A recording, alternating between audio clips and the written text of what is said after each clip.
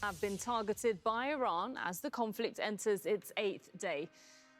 In June 2025, the skies over Iran lit up.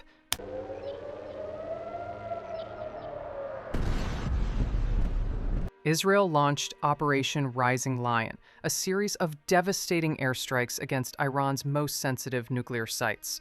The official story was clear and broadcast to the world. Israel was acting in self-defense. Iran, they said, was just days away from producing weapons-grade uranium. It was a preemptive strike to prevent a nuclear-armed Iran from threatening the existence of Israel and destabilizing the world. It's a straightforward narrative, a necessary evil to stop a greater threat. But is that the real story? When you pull back the curtain and look at the decades of history, the covert operations, and the deliberate political maneuvering that led to this moment, a much more complicated and troubling picture emerges. This wasn't just a strike to stop a bomb. This was the final move in a long, brutal chess match. And today, we're going to uncover the real reason Israel attacked Iran. To understand this attack, you have to start with the single biggest contradiction in this entire conflict. Israel, the country that launched a massive military operation to stop its rival from getting nuclear weapons, is the only country in the Middle East that actually has them. Estimates put Israel's arsenal at around 90 nuclear warheads, with enough plutonium for 200 more. This arsenal was built in total secrecy, starting in the 1950s with French help. Israel has never officially admitted it has these weapons, and it has always refused to sign the International Nuclear Non-Proliferation Treaty or allow inspectors into its Dimona reactor. Iran, on the other hand, had signed the treaty and for years allowed extensive inspections. So you have a nuclear-armed state operating outside of international rules, attacking a non-nuclear state for a program that was, until recently, under international observation. This isn't just a small detail. It's the entire foundation of the conflict. This policy of nuclear monopoly isn't an accident. It has a name: the Begin Doctrine. In 1981, Israeli Prime Minister Menachem Begin ordered the destruction of Iraq's Osirak nuclear reactor. After the successful strike, he laid out a clear and chilling policy for Israel. Quote, "On no account shall we permit an enemy to develop weapons of mass destruction against the people of Israel."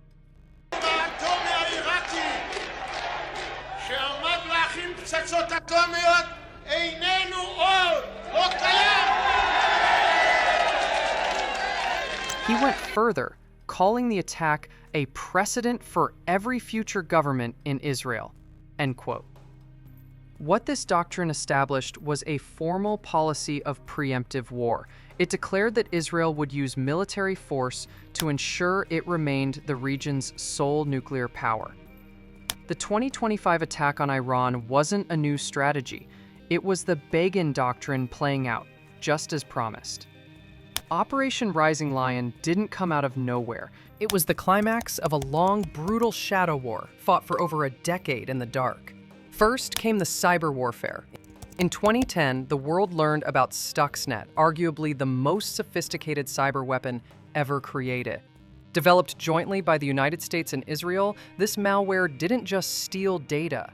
It physically sabotaged Iran's nuclear program by infiltrating the control systems of their centrifuges, causing them to spin out of control and destroy themselves, all while reporting that everything was normal. Stuxnet destroyed nearly a fifth of Iran's centrifuges at the time. Then came the assassinations. Between 2010 and 2020, at least 5 of Iran's top nuclear scientists were killed in a series of sophisticated hits. The most stunning was the 2020 assassination of Mohsen Fakhrizadeh, the man considered the father of Iran's nuclear program. Mossad agents used a remote-controlled AI-guided machine gun mounted on a truck. It fired 13 rounds into Fakhrizadeh's face, killing him instantly while leaving his wife, who was sitting inches away in the same car, completely unharmed. It was a message: we can get to anyone, anywhere. The strikes revealed just how deep Israel's infiltration went. For years, Mossad had been smuggling weapons, drones, and sabotage equipment into Iran, pre-positioning assets near key military and nuclear sites. This wasn't a panicked, last-minute strike. It was a meticulously planned operation, years in the making. But perhaps the most telling piece of evidence for the real motive has to do with timing. Proponents of the strike will tell you that it was a last resort, that diplomacy had failed, but the facts suggest the opposite. The attack was designed to make sure diplomacy failed. Let's rewind. In 2018, President Trump pulled the U.S. out of the Iran nuclear deal, even though international inspectors confirmed Iran was fully complying. This maximum pressure campaign pushed Iran to restart its advanced uranium enrichment, creating the very crisis that would later be used to justify a military strike.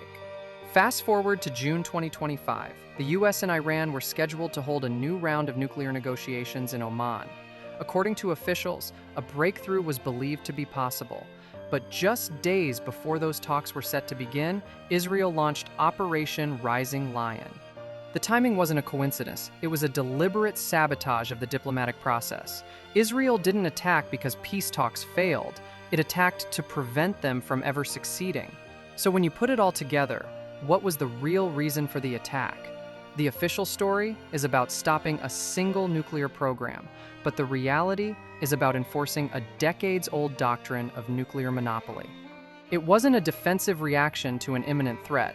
It was the final, violent phase of a long-term strategy that used cyber warfare, assassination, and deep infiltration to cripple a rival.